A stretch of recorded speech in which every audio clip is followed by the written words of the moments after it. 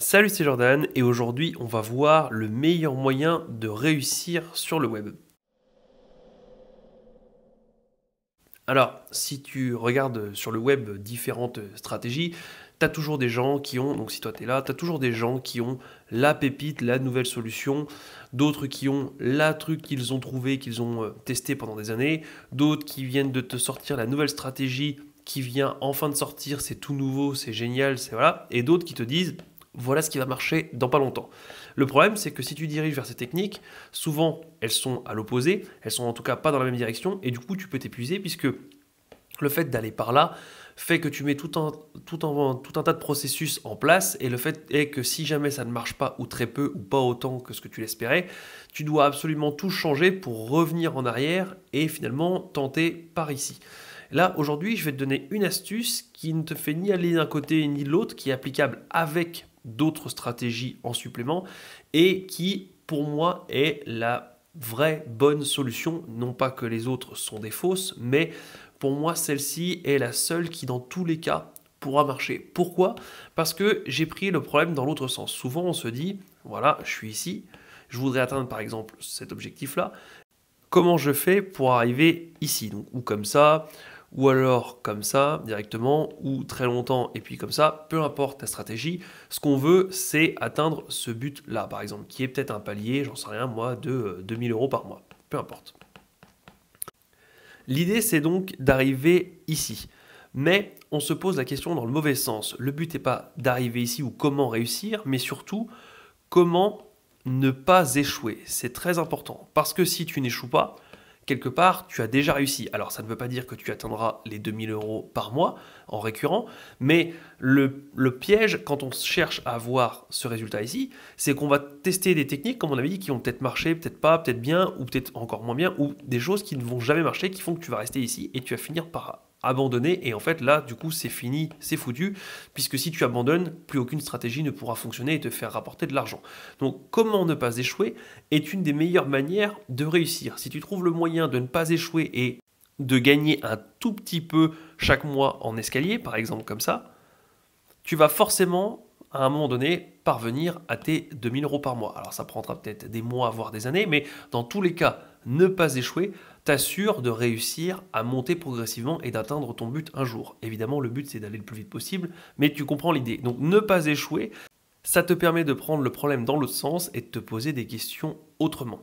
Et du coup, avec ça, tu mets en place non plus des stratégies qui peut-être vont te faire gagner 1000 euros par mois en seulement 3 semaines ou 1 million d'euros avant la fin de l'année, mais tu le fais dans l'autre sens, tu gagnes en sûreté. C'est-à-dire que on court tous après ces personnes qui gagnent, tu sais, on les voit, ces personnes-là, qui gagnent 70 000 euros par mois, 80 000 euros par mois, même 10 000 euros par mois. Et finalement, ce sont des chiffres qui nous font rêver, mais c'est pas ce qu'on cherche. Si tu es entrepreneur, tu cherches sûrement de la liberté en premier lieu, mais tu cherches aussi une forme de sécurité, c'est-à-dire une sorte de palier où le fait d'avoir à peu près 2, 3, 4, 5 000, peu importe ton palier, mais à peu près récurrent, histoire de pouvoir te projeter dans l'avenir, assurer les factures, t'assurer un toit au-dessus de la tête, etc. Et le problème, c'est qu'on fonce toujours vers ces gros montants-là. Et le souci, c'est que ces stratégies-là, elles marchent des fois sur une petite niche de gens, des fois elles fonctionnent, mais sur un court laps de temps. Et du coup, le problème, c'est que, on en revient à ce que je disais tout à l'heure, c'est le fait de, on ne se pose pas la question dans l'autre sens de ne pas échouer, mais comment réussir, et peut-être sur un laps de temps où seulement pour un cercle de personnes très défini, très restreint.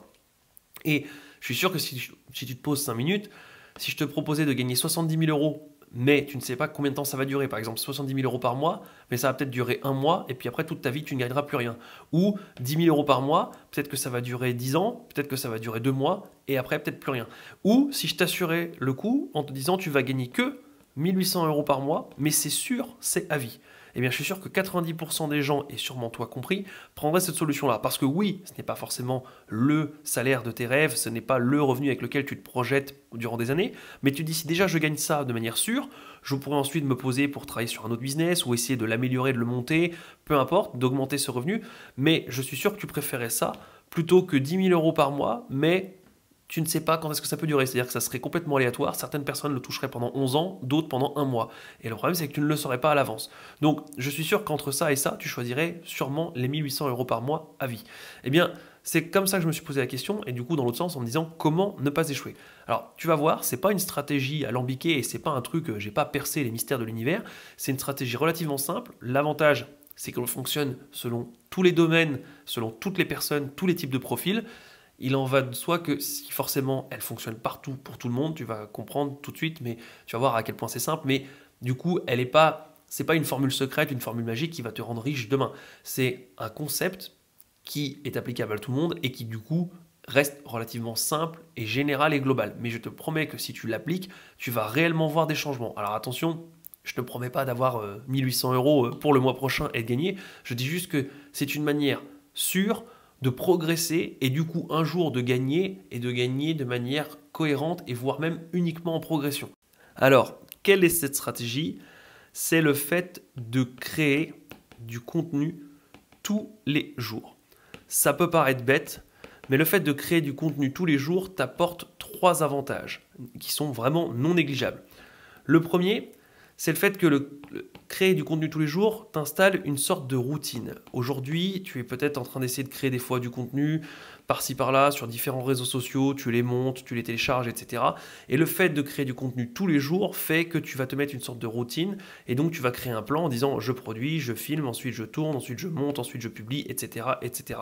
Et du coup, tu vas être beaucoup plus rapide et efficace dans tes étapes puisque d'une, tu vas shooter déjà les étapes qui sont inutiles, et de deux, tu vas au bout d'un moment comprendre que des fois le temps de montage il est un peu long, donc en parallèle je fais les sous-titres par exemple, ou alors je me mets à télécharger directement sur la plateforme pendant que j'écris la description, comme ça j'optimise, je gagne du temps. Et le fait de se créer une routine conditionne aussi ton cerveau, ce qui fait que si par exemple aujourd'hui tu crées une fois par jour, ou une fois ou 7 fois par semaine, c'est-à-dire que tu te dis je crée 7 contenus uniquement le dimanche, le problème c'est que le dimanche matin, tu te dis ça y est, il faut que je m'y mette, il faut que je toute la matinée, je suis parti pour créer, et suffit que dimanche matin tu sois malade ou que la veille tu sois allé en soirée et que tu aies fini un peu tard, ça y est, ça passe à la trappe et tu dis bon, je reporterai la prochaine fois. Le fait de se dire tous les jours je produis une fois par jour, et ben tu te réserves le créneau, c'est de 17h à 17h30 par exemple tous les jours. Tu ne vois personne, pas la famille, pas les amis, tu les verras juste après, tu iras boire l'apéro avec eux juste après, mais en attendant pour l'instant, juste à ce moment-là, de 17h à 17h30 par exemple, tu fais ton contenu et du coup tu instaures une petite piqûre de rappel tous les jours, ce qui fait que ça rentre dans ton contenu et tu vas devenir vraiment de plus en plus performant puisque tu vas optimiser ce créneau, tu vas peut-être même l'anticiper, etc., etc. Le deuxième avantage est que tu vas t'améliorer extrêmement rapidement. C'est prouvé, c'est bien plus qu'avec n'importe quelle technique. Tu peux avoir lu tous les bouquins de la Terre, tu peux avoir visionné toutes les formations, tu peux avoir fait ce que tu veux, rien ne vaut la pratique. Tout simplement parce que déjà, les livres et les formations restent théoriques. Ce sont juste des théories, ce qui veut dire que, 1, elles ne sont pas appliquées à ton domaine et ni à ta personnalité. Ton domaine, c'est le fait que ça doit être des livres qui sont assez spécialisés. On a beau, par exemple, avoir la meilleure théorie sur le fait pour par exemple un sprinter, on a beau avoir la meilleure théorie et le livre est fait pour les sprinters, rien ne vaut le fait de pratiquer et d'aller courir tous les jours. Le fait d'aller courir tous les jours va entraîner tes muscles, t'as vu, je dessine bien, va entraîner tes muscles et va aussi te conditionner toi, donc ton corps, même ton esprit, ton mental, ta façon de manger, bref, tout ça va conditionner le fait que ton corps se prépare à être plus performant. Et ça, n'importe quel livre ne le remplacera jamais, ça ne marche pas. 2, le fait est que tu es une personne à part et que le livre doit prendre en compte des milliers de lecteurs avec des milliers de profils.